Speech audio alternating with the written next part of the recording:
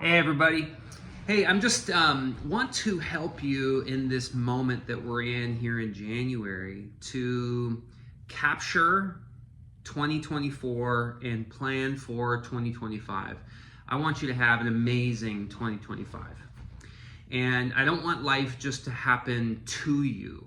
I want you to have a picture of what 2025 could be like in your life with God, in your life with your family, in your life at church, in your life in your home. And so part of that means being able to look back on 2024 and look forward on 2025. And so I want to help you do that today. Do you long to have a great 2025, better than 2024? This will help you. I want you to really think about closing out 2024, and there's a handful of things that I want to talk to you about as you kind of look back. I want to talk to you about physically decluttering your life. This is a good moment in time in January to kind of go like, look, last year is done, there's a new year coming, but I need to deal with last year. And so really practically, guys, I want you to look into your closet, go through your closet and donate unused clothes. Like just purge, get rid of stuff. We're doing some of that in our house right now. If you have a desk at your house, go through it. Is there stuff on your desk that's like cluttered and part of last year and it's not gonna help you be productive in 2025? Get rid of that, go declutter. Go into your car. A lot of people don't think about the place you put your arm on there or the glove box. Go and deal with that. Look through it, take stuff out, clean your car up if you have a car, get that dialed. Another area in your life to declutter is your digital. Like go into your digital, whether it's your social media, your DMs, whether it's your email. Go into your email and just like get rid of stuff that just doesn't need to be there. Maybe it's that email that you always were supposed to send, but you never did. And now it's been 3 months later, and like get rid of that. Let that go. Delete any unused apps that you might have on your phone. That's a good one. I did that recently. I'm like, man, I haven't even looked at that app for a really long time. I got to get rid of this. This is crazy, taking up space. You wouldn't believe the relief that things like that has when you get rid of stuff that you don't use. Declutter. Another thing to kind of wrap up last year is to really look at your money, look at what's in your bank account, really have an assessment of like, how did you end the year? Where's your debt levels? At the beginning of January 2024 and the beginning of January 2025, did you spend more than you made this year? Or did you actually pay off some of that debt and get it out of your life? Where's your financial status? Are you making a little bit more than you were the year before? That's not a guaranteed thing, but or making less, that's fine too. But it's like, know what the deal is, know kind of where you're at. We like to do a financial assessment in our family at the end of December, kind of early January. We always kind of take a look back and how did things go and really just talk about them. Your finances might be quite simple, and that's fine. Do that still. Just go through your bank account, kind of look at all your spending and see what kind of things you spent money on. But really look at it. Okay, here's a fourth thing. Really important. You've probably never done this before. I want you to make a list of 20 to 30 people in your life last year that made an impact on you. Okay, make a list. And then I want you to write a handwritten thank you card to all of them. Thanking them for the impact that they had. It might have been brief. It might have just been something that they said, something that you felt from them. It might have been something that they helped you with. It might have just been a one-off. It might have been something they did all year long. But why don't you take the time in January to make a list of 20 to 30 people and to write a handwritten card. It could be just, hey, thank you so much for what you did last year for me. I really appreciate it. Thanks. And that's it. But write them something as a form of gratitude, both for yourself to capture what it is that God was up to in your life, but also to thank the people that God used in your life. Another, and this is maybe the toughest thing, is I want you to put your life under the microscope. In jewelry terms, they call it the jeweler's eye, where they can look at a gemstone, but really look inside that gemstone to see all of the color and clarity and contrast that's happening in that stone. I want you to take the jeweler's eye over your life, and I want you to think about all of the areas in your life that you can identify, big areas of your life, things like, fitness, or things like health, or things like finances, or things like church, or things like, relationships, or things like parenting, or things like being a husband or being a wife, just the big areas of your life. And I want you to write them down, and then I want you to be introspective about what those things are. Like how you did in those areas on a scale of 1 to 4. 1 would be needs a lot of improvement. 4 would be things like, I did a great job. That was great. I did great in that area. So 1 to 4. And for each one of those areas, I want you to put a marker, 1 to 4. Needs a lot of improvement, or did a great job, or somewhere between 1 and 4. At the end, I want you to pick 2 or 3 areas at most to work on this year, to focus on this year, to grow in this year. You might have chosen your relationship with God. And it's like, man, needs improvement. I want to start reading scripture every day. Like just reading a psalm a day, reading a proverb a day, right? But getting to the point where you can kind of see improvement in your life in that way. Okay, so that's kind of the first chunk, kind of closing out 2024. But I said to you that we're going to close out 2024 and we're going to look into 2025. We really want to see what it is that is potential, is possible, is potentially life-changing as we look into the future. And so, this is your moment to kind of dream a little bit and imagine 2025. Okay, a few things. Number 1, I would like you to consider putting into your calendar a kind of big year-defining challenge. A big year-defining challenge, like one thing. One thing that all year long would feel like a challenge, but you could work towards. Maybe that's losing weight for a certain number of pounds. Maybe that's going on a long walk, a longer walk than you've ever done. Maybe that's going somewhere that you've never been and experiencing something. Maybe that's a physical challenge. Maybe it's a mental challenge. Maybe it's to learn something that you've always wanted to learn. Piano, But one thing that would feel like a year-defining challenge, I want you to figure out what that is and then put that on your calendar. And then additionally, one of the things that we like to do in our family is about every 6 to 8 weeks, we choose these kind of mini adventures as a family. These are kind of Friday, and for us, it'd be Friday and Saturday type of experiences. So about every 6 to 8 weeks, we'll choose something and we'll go somewhere in our family that feels like a mini adventure. Maybe that's camping for us. That could be a trip somewhere on the Central Coast. That could be some time in the mountains, maybe going climbing or hiking, but kind of 2 days back to back that feel like an adventure. That's what we do. You don't have to do that, but it's to go what would feel like a mini adventure every 8 weeks or so. That would feel like, man, that would be really exciting. I would be, excited to do that. So it's 1 year defining event, and then it's every 6 to 8 weeks, something else in your calendar that's like something that feels like an adventure that you can experience.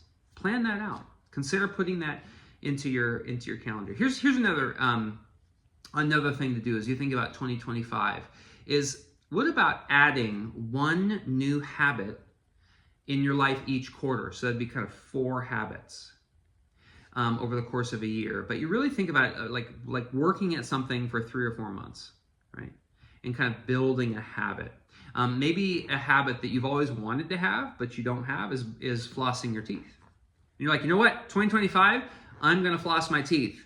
And so for the January, February, March, April, you are going to floss your teeth. Every single day, you're going to floss your teeth. Maybe that's the habit that you want to work on. Maybe for you, it's like, I just want to take a shower every single day. I'm going to take a shower every single day. Sometimes I just get so tired and just pop out in bed. No, I'm going to take a shower every single day. That's going to be my habit. For some of you, it's going to be eating breakfast. I want to eat breakfast every single day. For some of you, it's going to be, I need to read God's word every single day, right? I need to send a text to the people I love every single day, whatever it is. But But consider 4 new habits this year that you want to work on, and choose the one you want to work on for January, February, and March, and a bit into April. And that'll be kind of quarter one of a habit. You know, the most disciplined people that I know, they don't just like wake up disciplined. They worked on those things. If you ever meet someone that's very disciplined, that didn't happen by accident. If you ever meet someone that's very organized, it didn't happen by accident. It happened because they worked on one thing, and then they worked on another thing, and they continued to grow, and they continued to improve. And so consider the habits that you want to grow in and improve in this year. The biggest thing that you can do with all that stuff, you know, with the big adventure, with the mini kind of 6 to 8 weeks, with the habits, you know, all that stuff. The biggest thing that you can do is what we do in our family is we get a big calendar and we put it up in Heidi's office. So, and we just put that stuff on the calendar. So we see it every single day. It's there. We put it in our phones too, but we see it. And I would encourage you to do that. Like to actually see what it is that you're committing to in your own family, maybe with yourself or with your kids or with your spouse. Okay, so those are like the things that I want you to think about as you kind of think out and plan out into 2025. But there's also kind of a few things that I want you to think of. Are you still with me? I want you to have an amazing 2025. I really do. I want 2025 to be fruitful and productive for you in your life with God and your love of others. And there's just no way to do that unless you grow, unless you adapt and change and improve. I mean, that is what life is. I love how Augustine put it. He said, "The glory of God is man fully alive." I love that. Like, God is most put on display in our lives when we're living fully out of who He created us to be, right? And that's the journey of our lives. That's why we're born as infants, but we die as adults, right? It's like we're born with limited capacity, but we die with greater capacity. And so I want this for your life in 2025. And part of that is discovering what it is, like the daily things that you need to be doing. I hope that you've done your rule of life. I hope that you've done your rule of life. If you haven't done your rule of life yet, go back and watch that video. It's a few videos back for how to do that. But that's a huge thing for kind of how to grow. And so I just want to emphasize that for you. I won't go back over all that material, but I want to emphasize that for you and go do that. And additionally, I want you to right now make a list of like the activities that energize you. What are the activities that energize you? And I want you to make that list. And then this year, I want you to focus on doing 2 or 3 of those things every day. You do 2 or 3 of those things every day. If cooking energizes you, then I want you to cook every day. You know, if reading God's Word energizes you, I want you to do that every day. I want you to do it every day if it doesn't energize you and you're just in a season of kind of lament. But regardless, I want you to choose to do the things that energize you every single day, at least a couple of those things. You deserve, you need to do those things. God created you to do those things. Okay, so next, I want to talk to you about kind of, again, we're looking into the future, right? We're going, what do we want 2025 to be? I want you to think about kind of planning your weeks a little better this year. So one of the things that we do is on Sunday, we look through our entire week ahead. And we just make sure as a family that we're kind of on the same page, that people are where they're supposed to be, that this event's happening, that program's happening, and we just make sure that we're on the same page about that. Part of that, for me and for us, is to be able to kind of like understand that we're on the same page, but also to know what's coming. So life doesn't just happen to us, so that we can be prepared for life as opposed to being a victim of it. And so I want you to start thinking about weekly kind of prep, kind of planning your week on paper, you know, putting it in your phone or literally writing it out, okay? That's a top tip for making 2025 great. You can do that every single week. And in fact, I'd encourage you to do it every single day. I typically do that at nighttime before I go to bed. I always look at the next day and I go, okay, kind of just mentally, What do I need to be ready for? What do I need to prepare? I don't dwell on it or plan on it. I just briefly glance at it, make sure that I know what's going on. So you can do this as well, kind of planning into 2025. If you did all that, you are literally taking control of 2025. You are not just a victim of life. You are looking at 2025 and going, I'm ready for what comes. I don't want life just to happen to you. We've had a lot of that in 2024. You might have had too much of that in 2024. Life just happened to you. And it's like, man, everything you just were responding to. And it's like, you don't want that anymore. You want to have a plan. You want to have a kind of an idea about what could be possible and a goal to shoot for. And I would just say, it's not too late for that. Start today. Look at 2025 and go, I want January through December to be a time where I really grow. And so use this moment to grow. And I would say everything that I've said, the goal of everything that I said, and I hope you hear this, the goal of all this is that you grow in your relationship with God. You say, how does my calendar help me grow in my relationship with God? Well, see, the thing is, in your relationship with God, the Bible teaches that God sows good news, but things come and choke that good news out, like weeds. Remember the parable of the sower?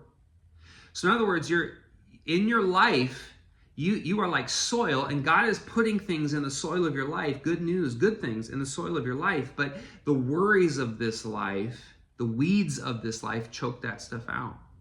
And so what you're doing, as to use the metaphor of a gardener, is you're actually looking at the soil of your life and going, I'm getting the weeds out of here so that I can grow in my relationship with God.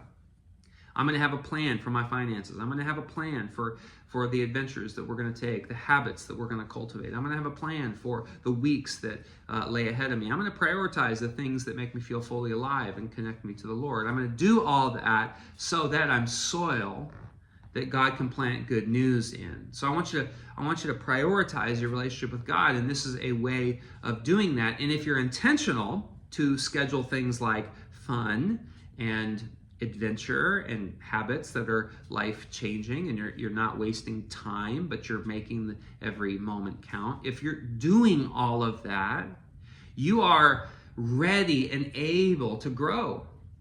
You're like soft clay that God can mold. Are you going to make 2025 an amazing year this year? Follow that process. Pause this video and just kind of do these small activities. It won't take you long, but it'll give you a sense of how to look at 2024 and how to look forward to 2025 so that you truly grow in your relationship with Jesus. Okay, great to connect with you. See you on the next video.